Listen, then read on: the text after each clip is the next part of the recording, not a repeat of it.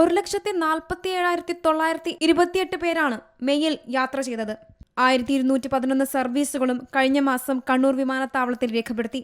അന്താരാഷ്ട്ര സർവീസിൽ അബുദാബി സെക്ടറിലാണ് ഏറ്റവും അധികം യാത്രക്കാരുണ്ടായത്. 23,587 പേരാണ് അബുദാബിയിലേക്ക് യാത്ര ചെയ്തത്. ആകെ അന്താരാഷ്ട്ര യാത്രക്കാരുടെ 60% ഉണ്ടായത് UAE-യിലേക്ക്.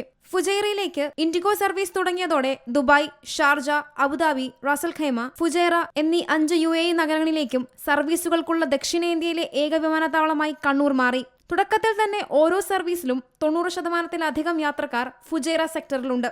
ജൂൺ മധ്യത്തോടെ ദമാമിലേക്കും ഇൻഡിഗോ സർവീസുകൾ തുടങ്ങും. 13,200 പേർ യാത്ര ചെയ്ത മുംബൈ സെക്ടറിലാണ് ആഭ്യന്തരതലത്തിൽ കഴിഞ്ഞ മാസം കൂടുതൽ യാത്രക്കാരുള്ളത്. ഇൻഡിഗോയോടൊപ്പം ഏപ്രിൽ മുതൽ എയർ ഇന്ത്യ എക്സ്പ്രസും സർവീസ് തുടങ്ങിയതോടെയാണ് മുംബൈ സെക്ടറിൽ യാത്രക്കാർ വർദ്ധിച്ചത്. ഹൈദരാബാദ്, തിരുവനന്തപുരം റൂട്ടുകളിലേക്കും air India express mail service തുടങ്ങിയിരുന്നു.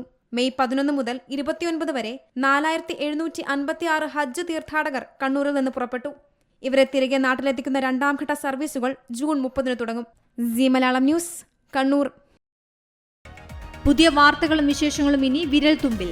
എല്ലാ ഡിജിറ്റൽ പ്ലാറ്റ്ഫോമുകളിലും ഇപ്പോൾ സീ മലയാളം ന്യൂസ് ലഭ്യം.